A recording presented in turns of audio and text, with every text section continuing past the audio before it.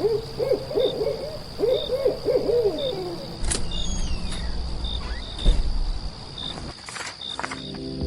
listeners, you're listening to the Midnight Readers podcast. Grab some tea, a midnight snack, and cuddle up in bed as we dive deep into today's most popular fantasies, sci-fi, and mysteries. We're your hosts. I'm Lily. I'm Brittany. And I'm Christy. This season we'll be discussing the heart-pounding military fantasy that's part Hunger Games and part How to Train Your Dragon. That's right, grab your flight jacket, we're headed to Sgaeyl. A dragon without its rider is a tragedy. A reader without their book or this podcast is dead. Welcome to the revolution. My best advice, don't die and don't worry. We most likely won't need our allies. In this episode, we'll be discussing part 3 of Fourth Wing, chapters 22 through 30, where war games have begun and Violet's story turns towards romance as she tries to get to know the man she's tied to for the rest of her life, however long that might be. Before we get into it, this is your warning for major spoilers ahead. This includes potentially all Empyrean series materials, including bonus chapters and interviews with the author. We're also avid fans of the Moss universe and might accidentally let spoilers slip for other popular romantasy book series as well. Sorry in advance. Like the books, this podcast is rated R, so be warned. Also, a friendly reminder to please like, subscribe, and follow. You can find us on Instagram, Threads, Facebook, and YouTube. Alright, last we left off, Violet was attacked in her sleep and the wing leader responsible was executed, putting a major crimp in Violet and Dane's relationship. Violet also got her first real hints that something might be a little off with this war that they're fighting. And in this section, we first find our Violet sparring in the gym with Rhiannon. And who shows up but one Xaden Ryerson, and he's shirtless. And I must say something that y'all are going to be like, Brittany, what the fuck? Why the fuck are you bringing this up? But I'm going to say it anyway. Okay. And not a lot of people that I've talked to have understood my reasoning, but I get weird looks when I mention it. So I guess it could be considered a little controversial, maybe an unpopular opinion. I don't know, but I'm going to preface it with I am asexual, probably biromantic, maybe even a little demisexual if we get into the nitty gritty of my sexuality. So when I say this, I'm talking about aesthetics, not attraction, but I personally think that the female body is practically perfect. The curves of it, the flow of the body is just perfect to me, which, you know, for me, it brings up a religious point of if God was going to make somebody in his image, it would probably be a woman and not a man. A man's body, on the other hand, heart-stoppingly gorgeous from the waist up. I can't. Starting the episode off real strong. Yeah. For me, a man shirtless wearing loose, low-hanging pants is just like jaw-droppingly drool-worthy. Like sometimes when I'm on Instagram, I'll be scrolling and I'll come across an image like that and I'll just like lose all reality and just stare for a minute. But as soon as they take off their pants, it's done. I'm like, you lost some points for me.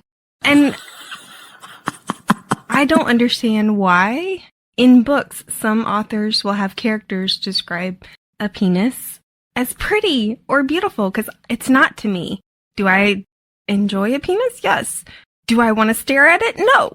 But so for me, this scene with Xaden and Garrick shirtless sparring is like, oh, the image is so viscerally in my head that I'm just like, this is my fantasy right here. When I fantasize about a boy, that's what they look like. Until they drop their pants. Yeah, and then we can turn off the lights. Falling off. Then we can turn off the lights. But for me, I feel like on the other end of the spectrum, I feel like I'm unimpressed typically when a man takes off his shirt. I'm just like, really? You know?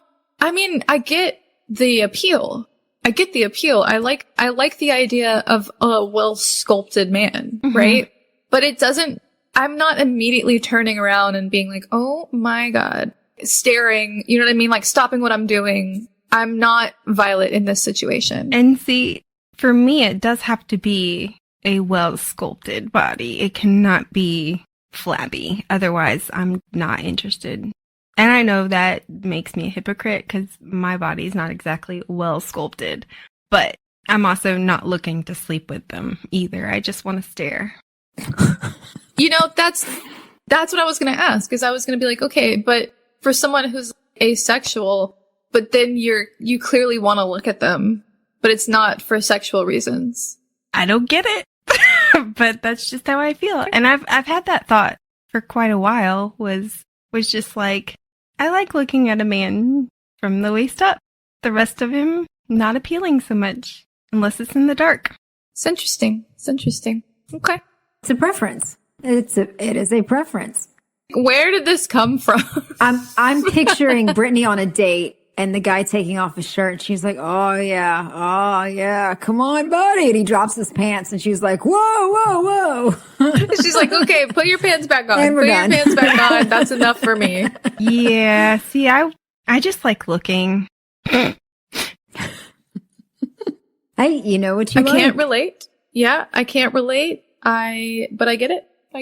So literally, when I fantasize, that's what I would picture. But it's also in scenes like this, my body is kind of compelled. When I see it so well in my head, my body is sometimes compelled to actually act things out. So like when Rhiannon hits her with the stick and I'm sitting there listening to it, or with the staff, I flinch along with her. I mean, it just means you're like really in the moment, right? Mm-hmm. Yeah. Just like super in the moment. Yeah.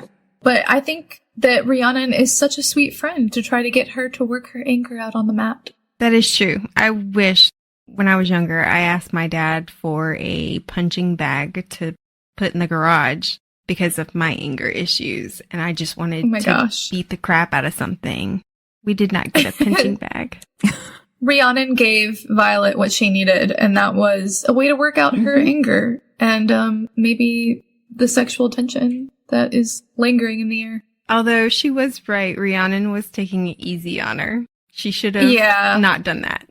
Yes. Also, that scene where they're just like staring at them is just so funny. Oh my god, I quote it like, we could just be looking at them for technique. We could be. We absolutely could be. But I'm not. Holy fucking hot. I did notice that in this scene, I feel like it's probably not on the page, but I feel like every other guy in the room is also watching, and they're also like, what the fuck? Yeah, absolutely. I'm for sure positive that Riddick would be if Imogen hadn't been choking him the entire Oh my god. Oh my god. Yeah. Also, this is the first scene that Violet notices Xaden's scars. Yes. 'Cause on his back. Yeah. She does make a note that I want to talk about. The relic on his back for his dragon is shoulder to shoulder. She says it's the biggest one she's ever seen, but it's also his rebellion relic goes from wrist to chin, and it's the only one that goes that far. Garrick's goes to his shoulder. I think Imogen's goes to her elbow. Why the difference in size? What does that mean? But wasn't his dad the leader of the rebellion? So maybe that has to do with it. I was like, maybe it's about power. Maybe it's about Xaden's the oldest. Maybe it's about, I don't know. What if two theories. Either one, I think I mentioned this in the previous episodes, but I think there is a possibility that they could channel from the relics because they're made by the dragons. I don't know if that's a realistic theory, but that would be fun. The opposite of that would be, what if the relics are actually holding power in of some kind, like actually preventing them from being more strong? I like your first theory. That would be crazy. Yeah, I think both are good. I like theories. the first one because I think somewhere along the line, we're going to find out that the dragons are working with the opposite side. At least some of them are. And that would make sense if they were the ones that kind of created the relics, and not inadvertently, but kind of under the radar, they're helping them, even though the command thinks that it's some sort of like prisoner tattoo kind of thing. That would be awesome. Well, we know from we know from Iron Flame that it had to do with that rune rock a little bit. And it also had to be, their parents executed by dragonfire. But if it is powered by a dragon, are they all bonded to Coda? I don't know. I considered that, but I just feel like just because Coda is the one that made the relics doesn't necessarily mean we don't know enough about Coda at this point to think that it would be a bad thing, Yeah. There's so many things we don't know about the dragons that they're keeping secret. Yeah. And there is that one heading, I think, somewhere in one of the books where it was like, we don't know why the dragons decided to only bond one rider instead of two.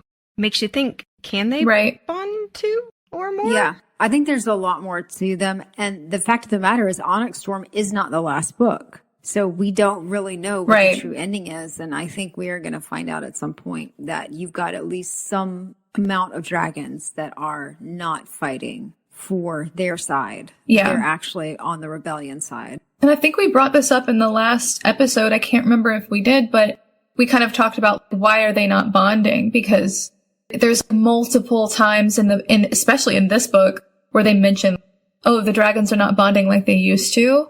It's like, why? What is the reason? Is it because of, it doesn't make sense if it's because of the stuff with the griffins. You would think that if they cared about fighting the griffins, then they would bond more dragons. But we obviously know that the dragons know that the griffins are not the problem. The dragons know that the wyverns are the problem. So why wouldn't they bond? What if they are bonding? Yeah.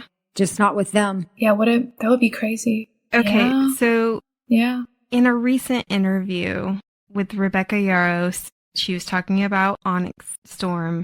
I saw, and it's not a Onyx Storm spoiler or anything, but she did say something that was like, what the fuck?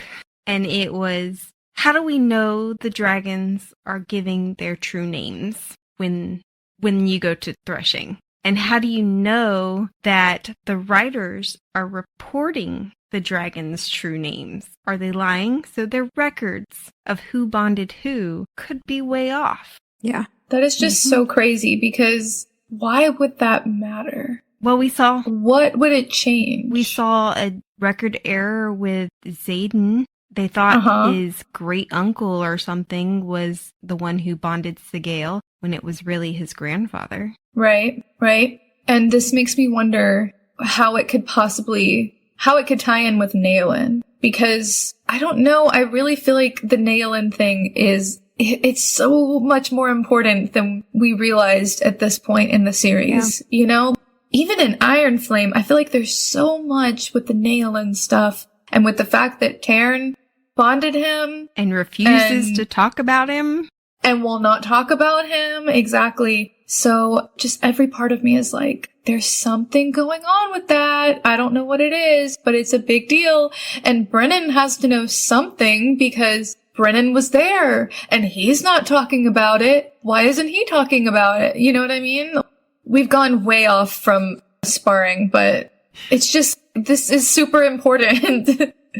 Yeah. That's one of my favorite parts about this series is that whole theory that the dragons are, they're not on their side really. And that you've got more and more kind of defecting to the rebellion. Right. Mm-hmm. That they just have a mind of their own. Mm-hmm. They're doing what they want. There are some people, and I don't know how much I believe this, and probably not at all, but there are some people who think that maybe even the dragons are bad guys. I could see that. I mean, why wouldn't there be bad dragons if there was good dragons? Because, I mean, there's Solas in Iron Flame, right? So if there's a dragon who has the ability to make a bad decision, Are you saying, though, Brittany, all of the dragons or just some? No, there was some like implication from a reader that maybe even the dragons are working for the Venin or with the Venin. I don't know maybe why the dragons they would. Also think that turning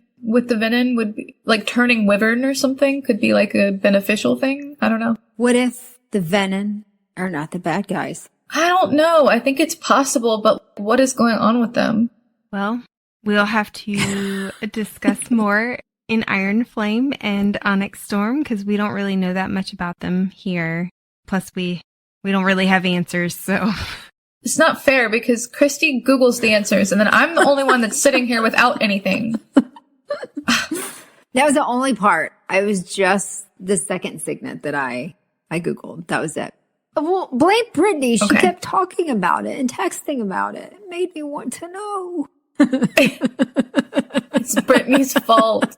At this point, as we're recording, Brittany has finished Onyx Storm and Christy and I have not. I needed to talk to somebody. Sorry. Anyway, Jack back is to there. Xaden's back scars and his relic.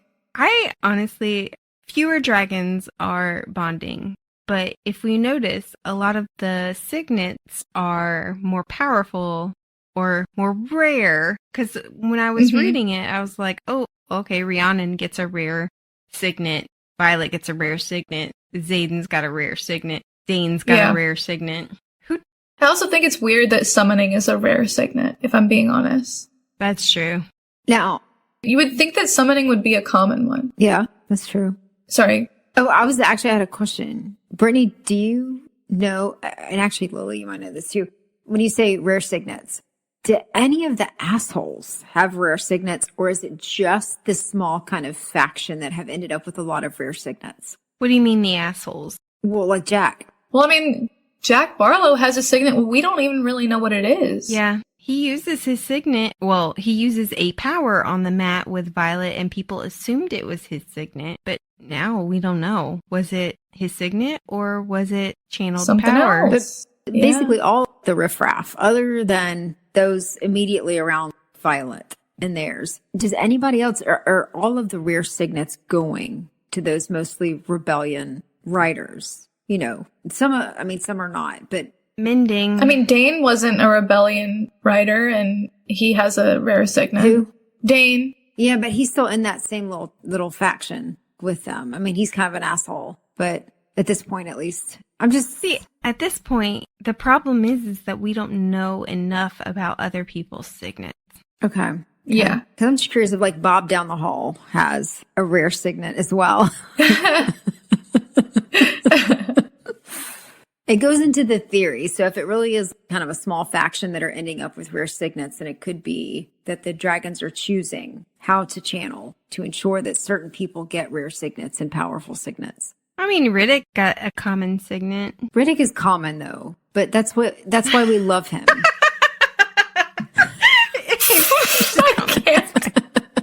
You just call him common? He's one of the best characters. Yes, I love him. But it would not work if he was fancy. He has to be common. That's just his. I would say Sawyer is common, but he got the cool metallurgy thing. Sawyer's like the Superman. I mean, don't get me wrong. I named a cat after him. So I love his character, but he's kind of like the Superman. Yeah. He's like a kind of a dull, A normal man rules. that puts on a hero. Mm. At least so far. Maybe in Onyx Storm, he shakes it up a little. Yeah. We'll see what happens. Yeah, so Jack is there, and I was just like, what kind of shitty-ass villain is he that he announces his weakness in front of everybody? He's not very good at this. And I will have to say this, I love that Xaden stands behind Violet, Garrick's to her side, Rhiannon's there, Imogen's there, and she knows it's not for her or whatever. At least at this point, she thinks it's not for her. But Dane's over there. He's not joining them. He's just going to chastise her. No. And I'm like... He's like, don't incite him. It's like, how about you mind your own fucking business? Yeah. Dane Atos. You haven't spoken to me in months, and this is the first thing you're going to say, and you're going to be disappointed that I looked at Xaden, and fuck you, bitch. Mm-hmm. Yeah. Yeah. Come on. Yeah. Dane's kind of a dumbass. Yeah. I have an entire rant on him when we get to Montserrat. Fantastic. Just so you know. Can't wait. Yeah. I am ready. We ready to talk about that kiss? Okay, why is the kiss time. your trademark, Lily? Because it's the kiss. What do you not get? the kiss So, TM. yeah, for the listeners, Lily put the in the kiss, notes capital noun. the capital kiss with the little trademark symbol next to it. As I was rearranging the notes, I was like, you know what? It is the kiss that we have to talk about because as the three of us know, this is the first time that Xaden and Violet kiss, and it is so heart-wrenchingly desperate that you can't just love it. It's like a moment that we always go back to. It's also the moment Xaden thinks that he fell in love with Violet. Right? I personally, I'm like, no, you loved her from the moment you saw her. I'm just saying. And it's probably the first time she channels and she doesn't realize it. Yeah, I think she definitely channels. Yeah. And which we talked about, did we talk about Lilith possibly being able to affect the weather and therefore maybe Violet might be able to affect the weather? It's snowing during this, right? Yeah. There's all kinds of interesting weather when something interesting is happening to Violet. Right. Yeah. Which I don't think is a full coincidence, but back to the kiss. So this is another one of those scenes that's on my I need a Xaden point of view list. Yeah. And I'm not the biggest fan of the dialogue in this scene. No, it's so goofy. But I love goofy. it. I love it. Okay, I liked it. That was my favorite part with like the word wars. Well, I love that she's like, were you always this tall? But him responding, no, I was a child once, kind of felt disingenuine. I love the sarcasm. I don't know. I loved it. I personally, my favorite part of the scene dialogue-wise is when he's like, ask me nicely. Yes. And I was like, bitch, you are devious? Yes. You are devious. So, And fuck it. let me ask this before we really get into it, because I would just like a little clarification. So, what kind of drives it in the first place, right? Is like the dragons getting busy, correct? How the fuck is this whole school not bunny humping all over the place? Because everybody's got their dragons. Everybody has that same connection. And I realize they're not maybe getting with each other right then, but you got to figure they're all having sex at some point. So, I mean, maybe they are. I think a lot of the cadets are bunny humping. Yeah, she said that the quadrant was kind of like, we're all going to die tomorrow hedonism. And Miro was like, yeah, sleep with whoever. Just don't sleep outside of your year. She's like, you should sleep. We just don't hear from everyone else that maybe the dragons sometimes cause it. I don't know. Who's to say that would they make don't? sense. Because, that was my question of how the hell is anybody getting anything done around here unless the dragons coordinate when they have sex? Because if they're doing it every day, I mean. There is a theory from a reader, and I can't remember who it was, and I don't agree with it, but I figured I'd bring it up. They think that maybe Tairn and Sgaeyl orchestrated their sex life in order to influence Xaden and Violet. That's kind of creepy. Just a little bit. Yeah, it is. It's a little weird. A little bit telling too your much. daughter to get herself or something. I don't know. Oh my god, not the daughter thing. It is, though. He's kind of like sort of a daddy figure. They think of humans as their pets, and you breed your pets. Shut up. Shut up. That's worse. That makes the kiss less fun. I know. That's why I was like, I don't agree with it. I think that Tairn would not do that. No. I think. Yeah. And it does, a lot of people bring up some consent issue here, even though Xaden very specifically says, I think that you need to be consenting. Clear of mine. Mm-hmm. As he's super jealous of Liam. Part of me... Oh, that's one of my favorite parts. Yeah, part of me wanted to have a scene where Violet, influenced by Tairn, kind of hits on Liam in front of Xaden, and then it's like, ooh, okay. When he hears about it, when he hears that Violet had some inclination, just the tiniest inclination towards Liam, he's livid. There's that POV where he's like, Liam is too good looking, but he wouldn't do that to me. But you don't like her, remember? To assign him. But you don't have feelings for her, remember? Remember? I love Garrick. Garrick is one of Anyways. my favorites. Yes, he's fantastic. But moving on, past the kiss, we talked a little bit about Jack's oranges. We talked a little bit about his signet and slightly about the venom power, but we haven't talked about them sparring too much. Do we want to discuss it anymore? I mean, it is important to note that Violet did recognize a red ring around Jack's eyes in this sparring match. Right. So it is the first indication that Jack has turned venom, although she doesn't recognize it for what it is. When do y'all think he turned? He's a venom baby. It's really a hard question. Do you think that maybe this is the moment that he channels for the first time? I don't know about for the first time. I feel like he did it before. Maybe after the scene. Yeah. In that Xaden Garrick sparring chapter. Because he was like piss pants staring at Xaden. Yeah. It could have been after he bonded a lesser dragon. I could see it being after he bonded the dragon and didn't feel like he was powerful enough. It really makes me wonder further what his signet is, because yes, if he didn't feel like his signet was enough. Yeah. Or maybe his signet is siphoning. Maybe he naturally is inclined to channel. You know what I mean? As someone who siphons. I don't know. Someone who siphons generally takes power from others, so I could see it. I don't know if they necessarily have to transfer it to another person the way Sloane did.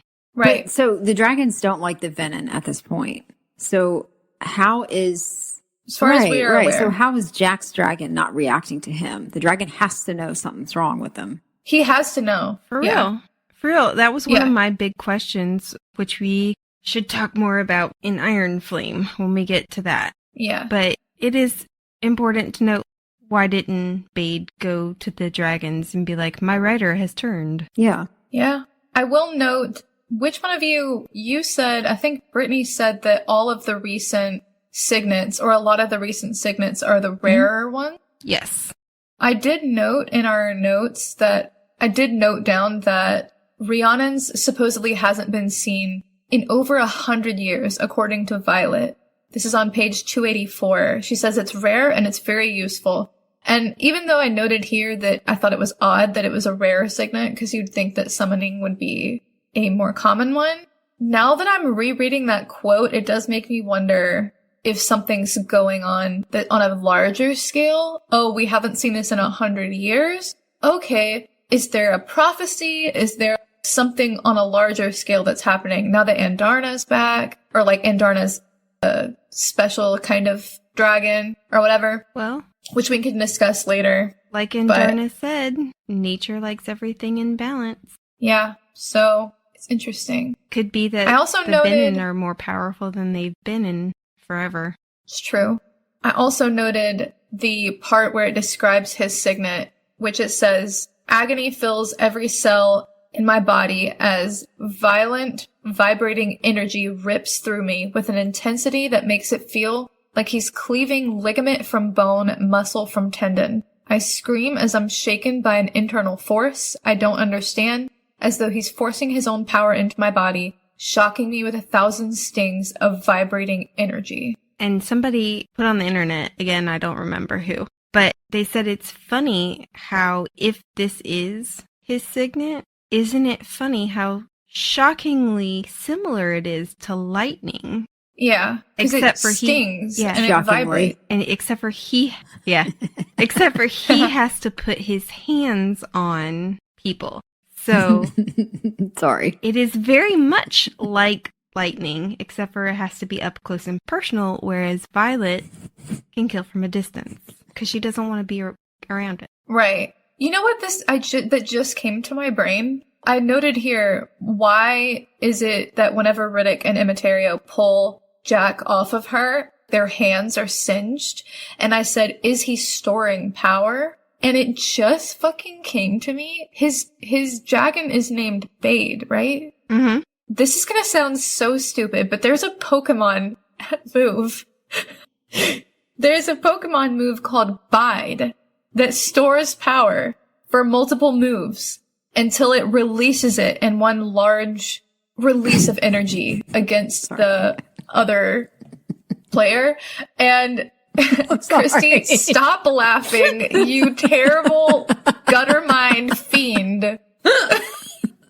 But it's just funny how his dragon is named Bade, but the Pokemon move Bide is a lot like storing power.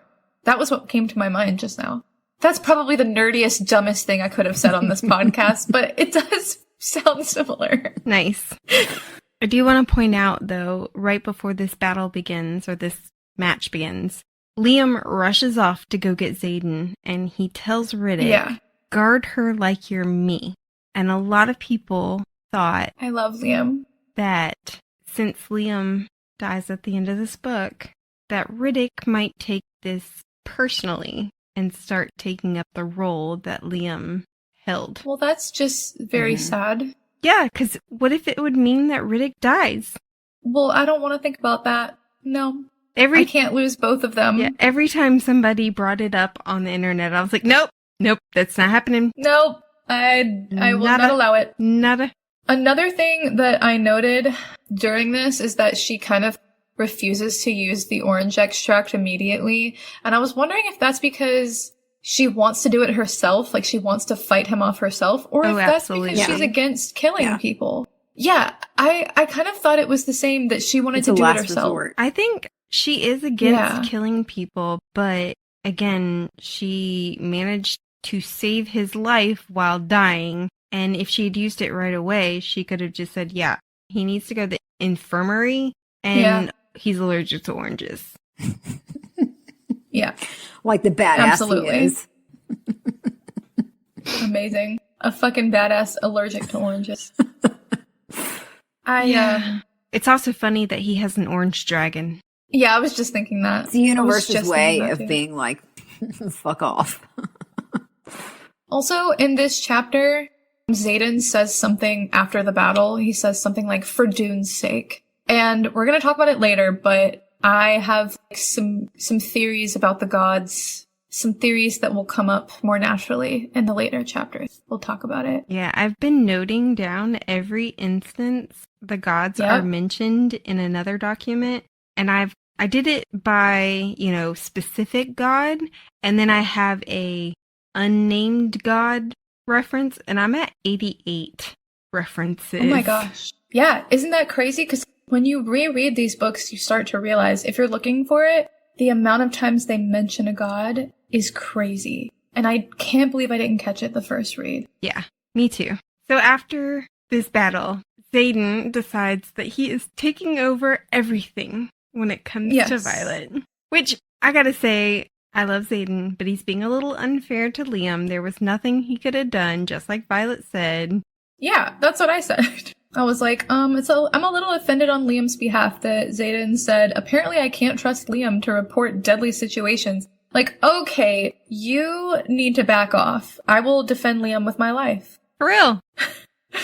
Somebody's gotta. But he does get these daggers that he makes her disarm him. Yes. Love this scene too. I love all the scenes with Xaden.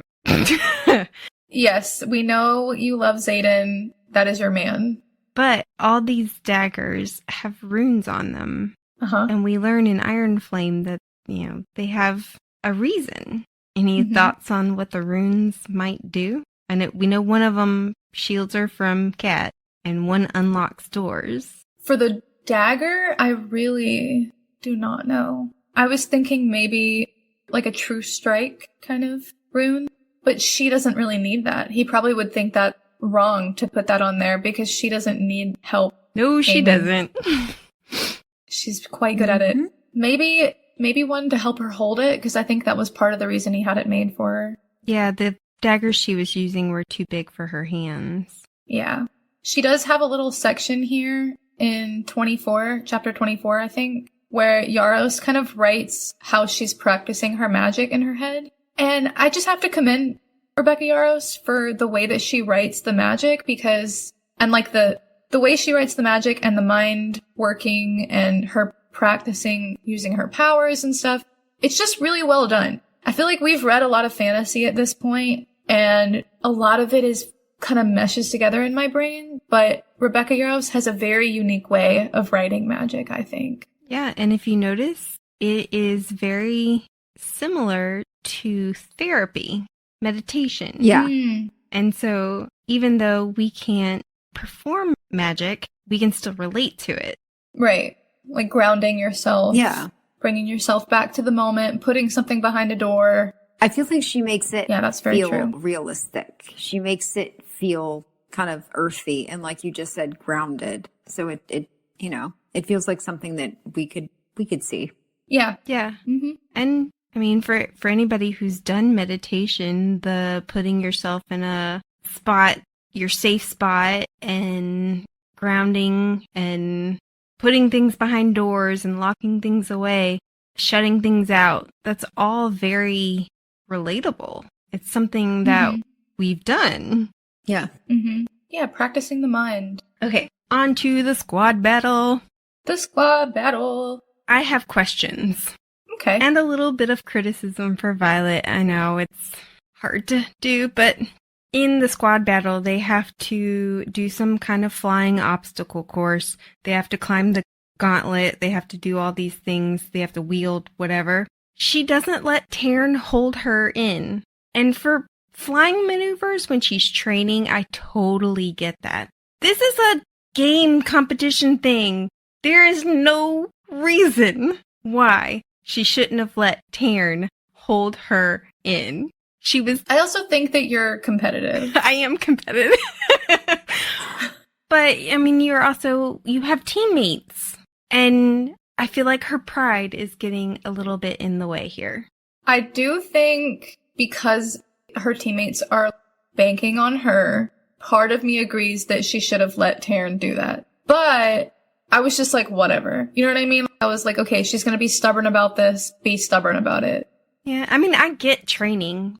Definitely don't let her try to hold herself there. That's the only way she's going to get better.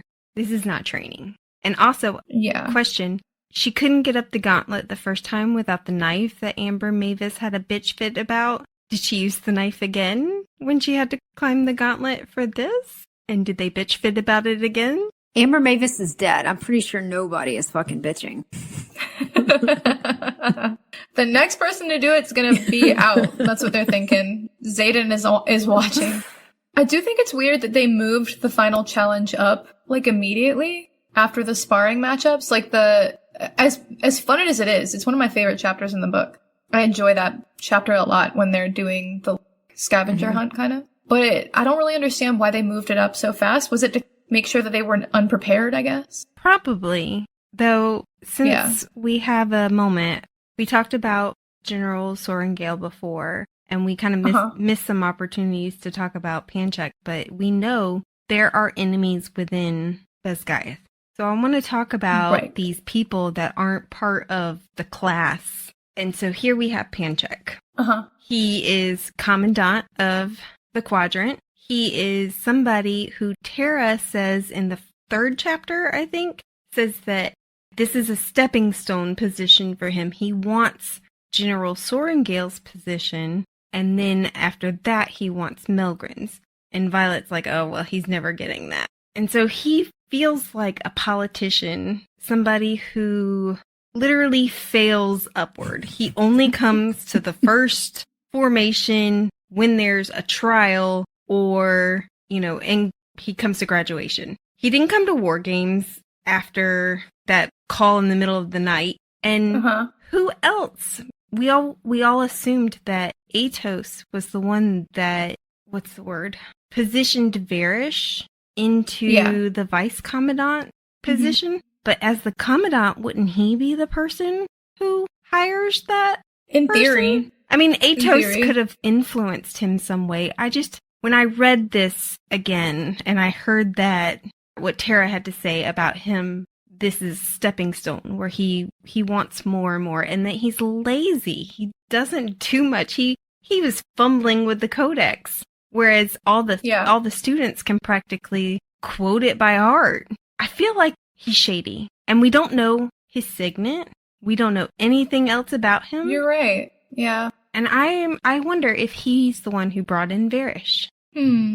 That is weird. And I'm certain Varys was a Venin. I could be wrong, but I'm certain. I mean, that would make a lot of sense, realistically. Yeah, I never really thought about it until you brought it up. There are other leadership people that I feel are kind of shady.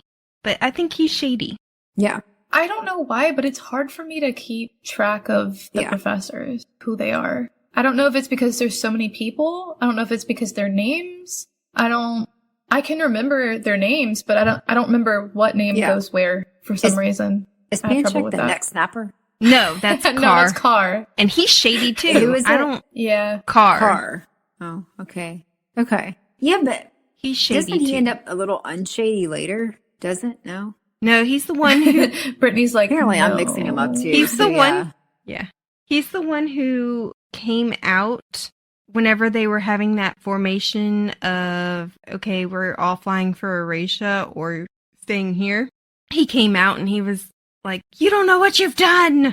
And he tried to use his fire power to roast them. Huh.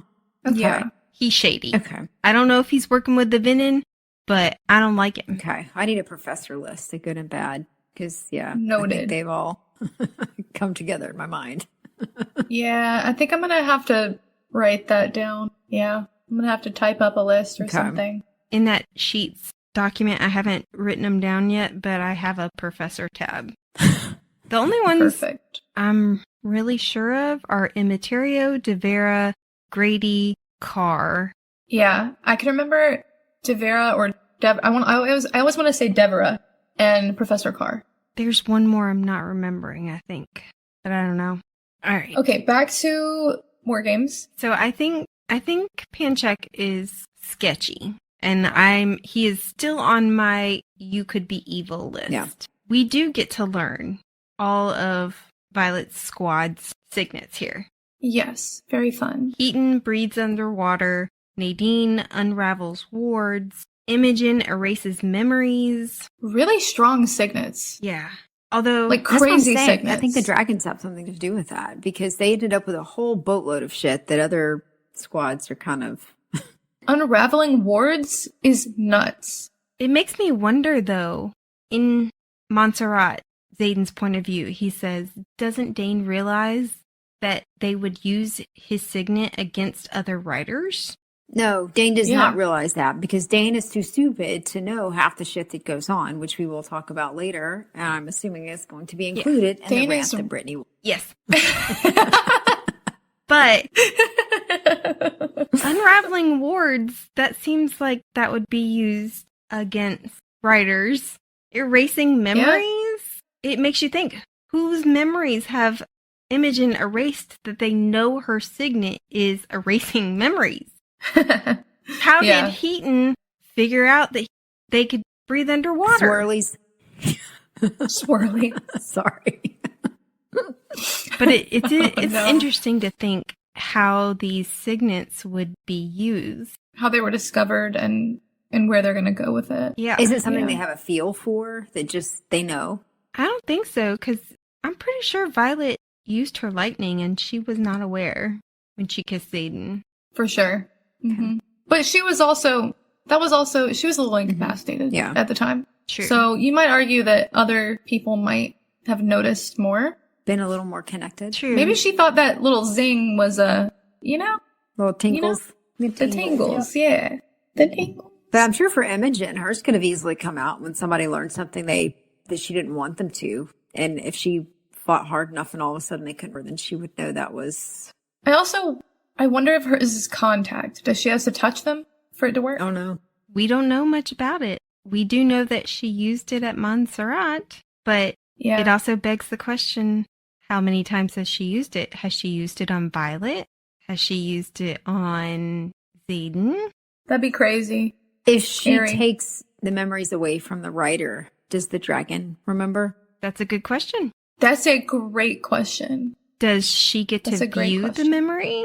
Ooh. Also a good question. Because wouldn't that kind of be like Dane's? Except for better.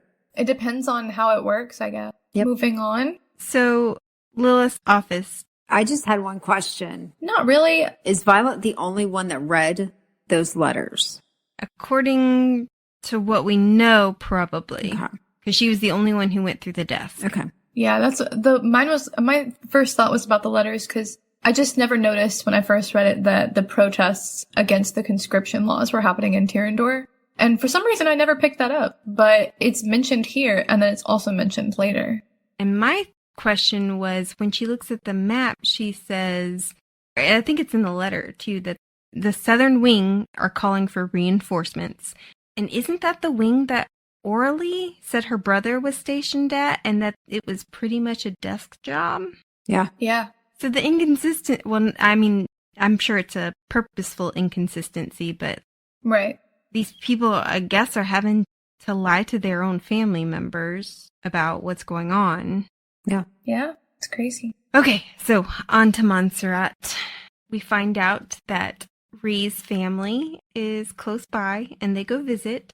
And Mira learns, which of course Mira also happens to be here, Mira learns that her little sister is kind of a rule breaker. Yeah, a little bit. Which she should have known from the beginning, I'm just saying. Yeah, like realistically knowing Violet as a person, you would kind of know that. I think she's proud of her for it. Oh, yeah. Yeah, I think so too. Mira is really fun this whole time we're at Montserrat. I think the first time I read this section, I wasn't as much of a fan of her. I wasn't as big a fan of hers because she is a little intense, but I feel like she's actually just one of the best characters. Like, she's so willing to, like, give it to you, honest, just confront you in your face. And I think that's what's so great about Mira. Kind of like Imogen in a way. Yeah. Okay. Well, we do find out that Mira saw some dragons across the border, which I theorize are wyvern. Right. And then Xaden shows up. Then we get the scene in the briefing room or whatever. And we get both Xaden's point of view and Violet's, since Rebecca Yarros did release Xaden's in the paperback. But right. I have a rant about the nepotism. So you have Mira, who literally was a battle-hardened, risked her life leader who went across borders and was recommended for the Star of Navarre. And because her mother is her mother, she ended up getting the downgraded Order of the Talon. Whereas Dane, as Commandant Panchek puts it, the squad's leader is supposed to put together a tightly knit unit that can carry on with a mission after their demise. Has Dane done this? No. If anything, Violet and Rhee have held that team together. Riddick and Sawyer, their friendship, Liam, they have formed a tight-knit unit. And it is in spite of Dane, not because of him. Yeah. It is in spite of him. He's a dumbass. He's a fucking dumbass. The fact that he doesn't even know that you get called out his third years, the fact that he doesn't know what Xaden's powers are. I mean, sweet Jesus, where has he been this whole time? I mean, newbies coming in know this shit. That was my other point was, okay, so he calls out Violet on the flight field for not telling him about her not being able to keep her seat. The whole quadrant knows. Why should she have to go tell him? Why doesn't he know? When we get to see Rhee as squad leader, she knows who's having trouble with math or whatever subject. And Dane lets his emotions control him. He doesn't act professionally at all. Quite literally, Violet is flipping Xaden off and he's just like, meh. I mean, he's probably kind of turned on by it. But all Dane can see is his squad members' perceived inadequacies. He tries to coddle her, to take her out. He hinders her instead of helping her, making her stronger. And then in battle brief number 1, first day, Devera gets up there and says, just so you know, y'all may be called out. And then he's like, no, we won't. That's not right. Emery and Heaton are in his squad. How does he not know that they've been called out? He just they didn't show up to formation today, so I guess I don't know where they are, but who cares? Yeah. And then he becomes wing leader? He sucks. It's like Romy and Michelle's Guide to Battle Brief. I mean, Yes. he's such an idiot. Even Violet was like, even Violet in the next book is like, well, it isn't all nepotism. Yeah, it is. Heaton's a great fighter. Why aren't they in leadership? Yeah. It's not just about Dane being a good fighter. You know, we haven't really seen a lot of that either. Nope. Violet does say, well, obviously Dane has already done the sparring and kicked everyone's ass except for Xaden. I think she says that in one of the chapters. But she says, oh, he's afraid to fight Xaden. She was talking about We never actually see that. Yeah, we don't see him fighting, do I we? thought she was talking about Dane. Say that We again. don't see him fighting, do we? Dane? No. I think there may be one scene. I don't know. I just pictured him running around slapping people. I don't think he's a good fighter. That's great. I don't think that he's a good leader. I don't think that he's a good choice for wing leader. I think that he was absolutely chosen to be wing leader because of nepotism. Yeah. And that is it. Yeah. And literally when somebody says, yeah, I've been called out, Mira wouldn't be asking the question if it wasn't possible. I also wonder if he was made squad leader because of his signet, because I think that once they figured out what his signet was, and they also know that he is the son of Colonel Atos, I think that he was strategically placed there to watch Xaden. Well, And I think he was strategically placed there to join the ranks. Like, they want him to grow in rank because of his signet. I could agree, but originally he was in second wing. He got moved to fourth wing because of Violet. Right. I have a theory. That's true. What if he is the one that Imogen has been practicing on? Oh my god. How great would that be? Christy. And this is why we love you. Because that is fucking nuts. And a great theory. That would be so funny. Oh my god. Yes, that would. Like, yeah, Dane sucks because he just doesn't have control of himself anymore. That's the Poor guy. Why is Dane there? He questions why Xaden's there, but why is Dane there? Did he participate in the battle? No, he did not. Yeah. Speaking of Dane versus Xaden, Yeah, they get pulled out into what about the hall. the dick measuring contest that we have in chapter 27? Oh my god, the guy that was like, y'all just want to whip it out and measure? Yeah. And notice that in the notes I called this Dane's public KO because he really got knocked the fuck out on this. Oh yeah. Poor Dane. Yeah, this scene is just fantastic where they have this battle brief with Mira and she's trying to coach them on, like, this is how you should be thinking as opposed to, like, here's the realistic way to approach all of this.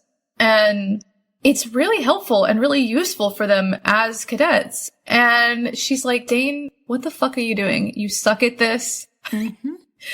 And even though she doesn't want to say Xaden would have done a better job, she kind of admits it. She's like, Xaden? He's like, I'm not a part of this. I'm not a part of this. Yeah.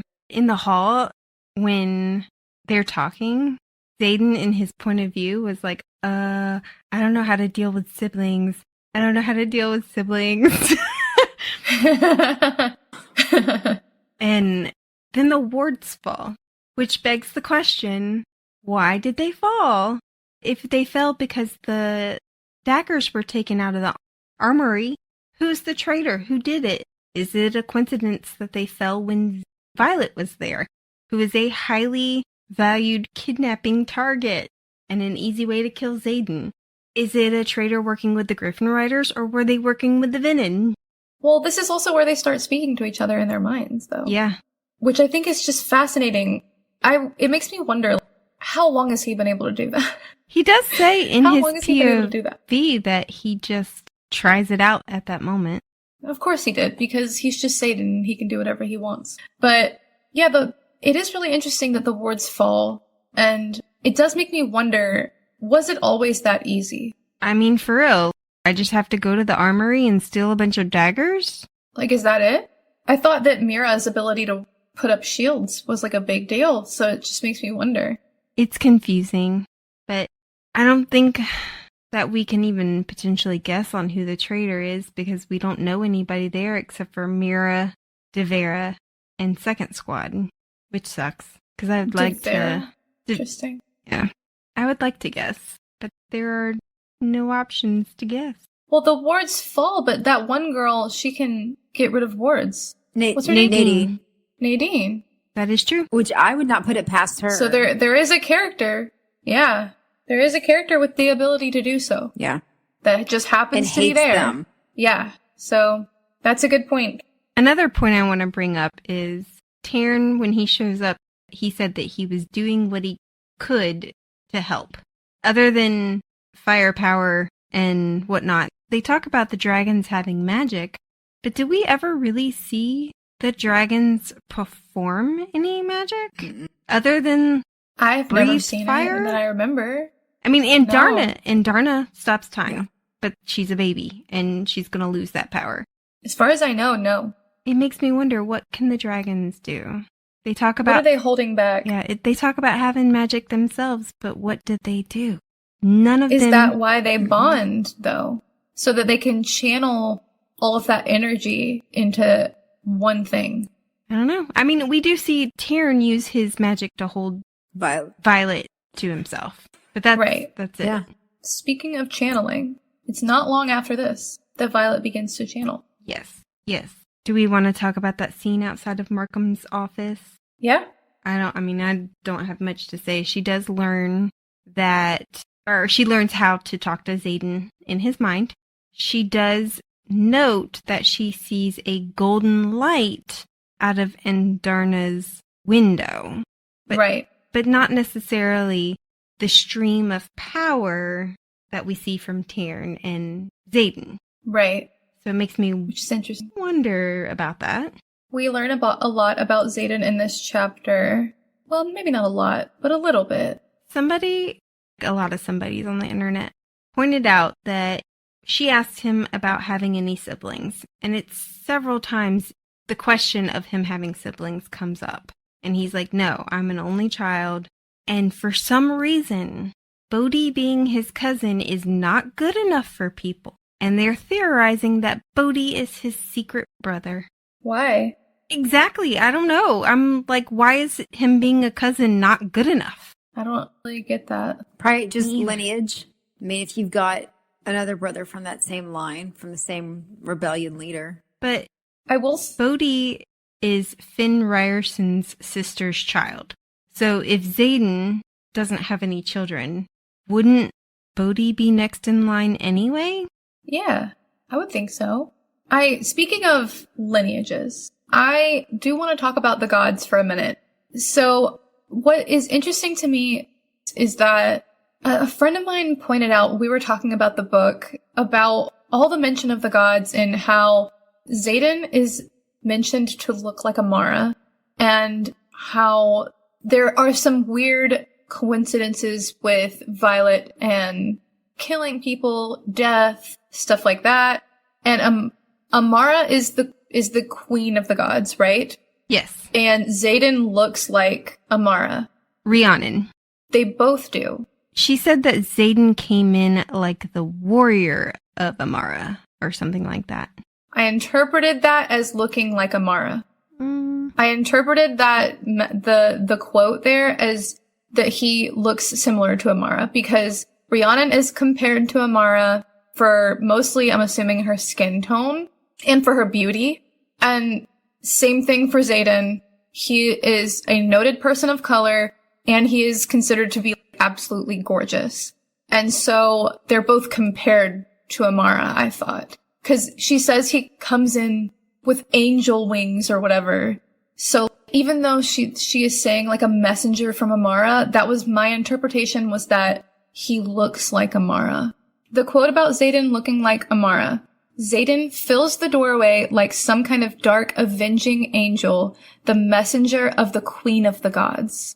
So I assumed, because they're saying he's like a dark angel, which kind of implies that he's beautiful, and that he's being compared to the queen of the gods, that they're saying he kind of looks like Amara. I looked at it as he was, again, like a servant of the gods, like a warrior for Amara. Yeah, but both. Let me see. I wonder if there's another one that made me think that he looked like Amara. Well, maybe it's just because I think I maybe did the equivalent, because Rhiannon looks like Amara, and Rhiannon is a person of color, so I just kind of assumed that, I don't know. If Xaden looks like Amara, like I thought, then maybe there's something weird going on with the fact that Xaden is connected to Amara, and Violet is connected to Malik. Because Violet has this weird thing going on where everyone's like, oh, Violet can't kill anyone. Violet can't kill someone. She just could never do it. And then you also brought up that, like, later on when Liam comes to her, you think that's a message from Malik. And so I was just thinking, because Amara is the queen of the gods, and because Malik is the god of death, then maybe, in theory, Amara might be the queen of light, or possibly the god of light / the god of light, even. So because we have this weird juxtaposition between Violet, light, Xaden, dark. You know what I mean? Yeah. You see where I'm going with this? Yeah. I feel like the gods are also a part of that. Xaden's signet is darkness. Violet's signet is literally lightning. Light. And I think it even goes further with the idea that her signet as lightning could also bring back somebody's life force. In theory, if you could, shock somebody's heart back alive. You know what I mean? Yeah. And I also think that, I don't know, there's just too many, coincidences in the fact that Xaden is often paired in a text with Amara, and then Violet has this weird thing around her that everyone's like, oh, she can't kill anyone, and so she's also connected to Malik. And so I think it's just really weird. I don't know what it means, but I think that it's very significant.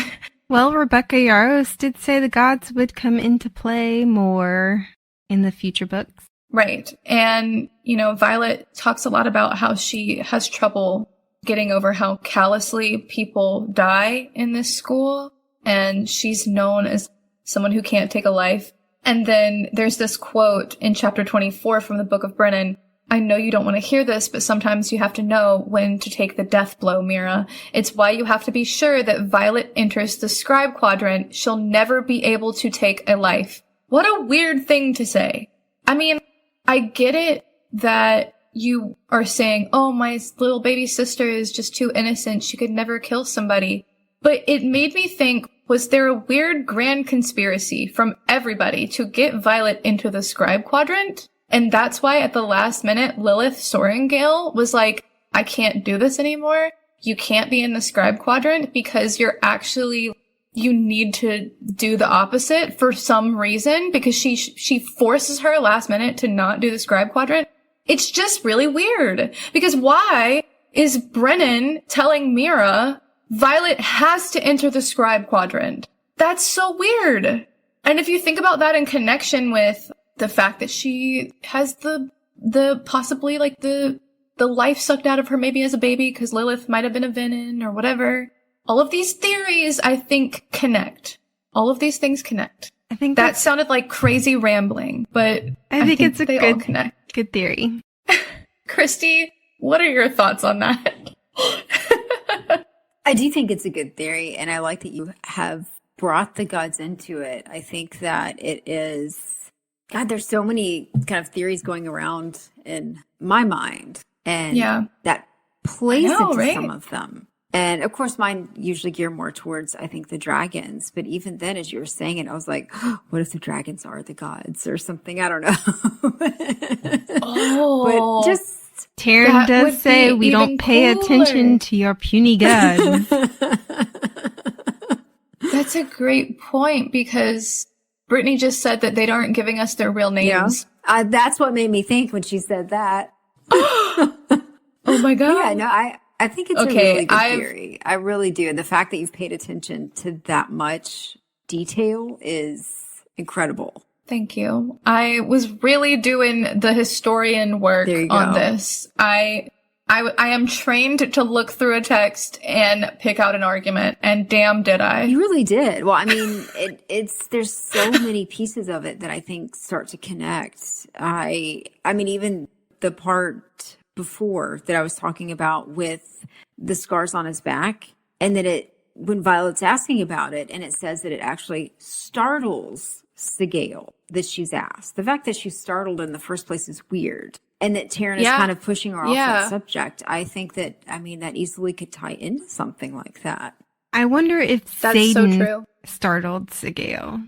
Yeah. It says it in a way, though, as if the question itself, when she asks about it, that's what startles it and that it bothers Tairn. And he politely tells her later to stop asking questions. Why are you pushing, Silver One? Mm-hmm. Yes. Okay, He I'm cares sorry about my you. rant was super That's long. good. You're good.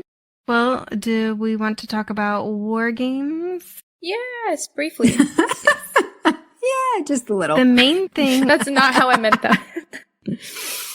The main thing I want to talk about is her lightning. She does, in this battle, discover her signet power is lightning, and it's blue and silver, which Yeah. I think might be significant. I mean, she has her silver hair, and also, speaking of colors, I do want to point out, I find it interesting that she describes Xaden's eyes as gold-flecked onyx when she is a gold dragon and a black dragon. Oh, Just okay. saying. I'm Color just theory. Connecting shit all over the place here. I know, right? But the lightning that I see outside is generally whitish, yellowish. So Yeah. blue and silver makes me think that there's something different about this lightning. A reason. Yeah. Mm. And it could be that it's, my theory is correct with her power, her signet actually being pure power and not just lightning. It's just what she feels most comfortable, as Felix said, shaping it as. And especially since her mom was a storm wielder, Yeah. that could just be what she was used to. So I think that there's something about the color of the lightning. Now, Zeus working through her. do we think Sorry. that this is the sky power that is talked about in the fables? A lot of people do. I literally had not even considered that.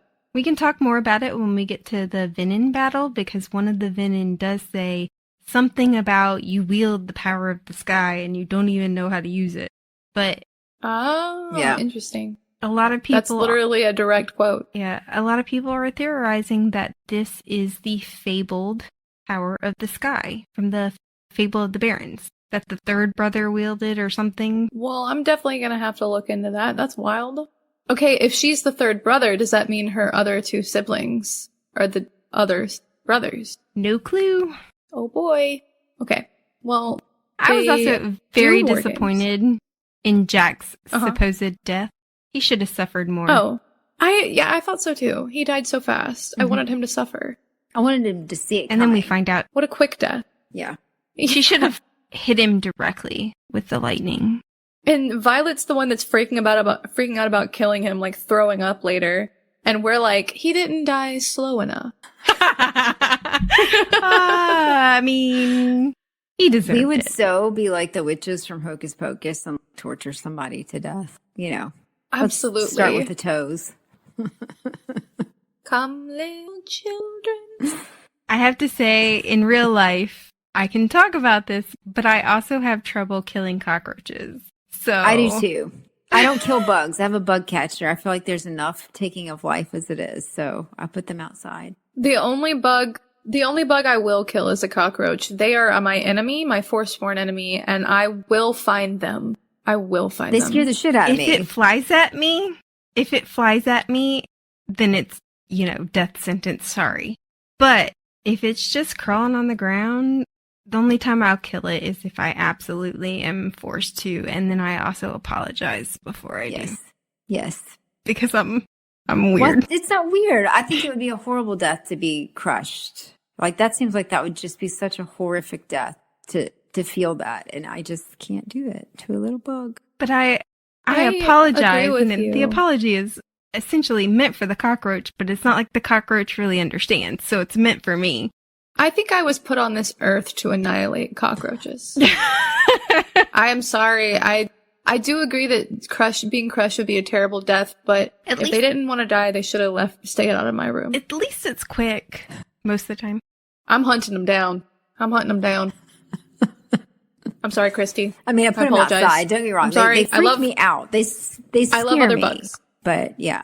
All right. Well, anything else about war games that should be mentioned? The only thing that I think is, well, one, her amazing quote, "I am the sky and the power of every storm that has ever been." Great, great quote. And then also the fact that afterwards, Xaden says to her, this is a quote from the book, "I start to shake my head, but his eyes narrow on mine. You might not like it. You might even loathe it, but it's power like yours that saves lives." And again, I think that is a reference to her ability possibly to work like a defibrillator, using her lightning to like literally bring people back to life, possibly, even though she just killed Jack. Oh, yeah. And that's not how Xaden meant it, but... Well, I mean, and the way he meant it is also true. If you have a dictator in control and you have to go to war with them, you are literally saving the lives that dictator would have killed. Yeah. You mean if you have a dictator, you wouldn't just hold up signs telling everybody that they're terrible? You would actually like act on it? Yeah. I agree with that. Anyways. All right. Well, Xaden comes and visits Violet while everybody's partying, and she's in a mood, throwing daggers. And I have to say this. He says, "Is that me you're throwing daggers at?" And she says, "No, but it was you 20 minutes ago." And he says, "Who is it now?" And she says, "Nobody you know." Oh, I think I know who it is. I think I know who it is. It's gotta be the ex too. It's gotta be the ex, right? I think so. It's gotta be him. For sure. It's gotta be, because she's probably like, she was throwing it at Xaden and then being like, ugh, I'm even more mad thinking about every guy I've ever liked. That's so funny. Well, okay, so they end up getting it on. And the only, I have to say, this is one of the most awkward sex scenes that I've ever read. And I love that because that's reality. Well, other than the car scene in Zodiac Academy with Orion and Darcy. You mean awkward as in like they keep trying to rearrange burn the curtains? He's too tall for the comfortable desk. And it's not the right angle. It's realistic. It is, and I love it. The only thing I didn't absolutely love was I take the fertility drug. Shouldn't I hate that. Already know that? Talk about it afterwards. Well, you know what? It's supposed to be like a good role model for people, okay? You should always use contraception and always ask if your partner is using contraception or if they are protected or if they have STDs. This is a PSA. That is true. But how many people actually remember? Not hot, but it can be. Talk about it. I just think you should work it in there somehow if you can. I will say this is where the audiobook does have its downsides, especially for this book, because a lot of it comes off as them talking through the whole thing, where in actuality, they're talking mind to mind. And to me, the talking mind to mind is a lot more believable than them having a full-on conversation during sex. Yeah, and it's more intimate. This is the one thing I don't get with how he can hear mentally her thoughts. Is it just the thoughts that are directed at him? Because she has a whole lot behind the scenes going on too, as far as things she observes. So can he hear all of that as well? Because are they not technically the same? Your internal monologue versus thoughts you're kind of sending out to somebody? As far as I read, or my understanding of it, it's the thoughts she has to direct towards him. Though he's an intrinsic, so he picks up some of her thoughts that she doesn't mean to send. Okay. Yeah. But that whole fertility conversation does bring up a question. She says nobody wants quadrant babies running around. If Xaden's grandfather was bonded to Sgaeyl and died while still in the quadrant, Did he get somebody pregnant while in the quadrant? Brittany. Or did he do it beforehand? Well, obviously he did it somewhere. These are the kind of questions that you asked, and I'm like, how did you even think of this? I guess he did. I guess. I need to know about Grandpa Grandpa Ryerson. Ryerson. I believe I can't say that word. We need to know about his sex life. I don't need to know the details. Would Grandpa Ryerson have been a writer if he was from wrote Terrandor? something. Yeah.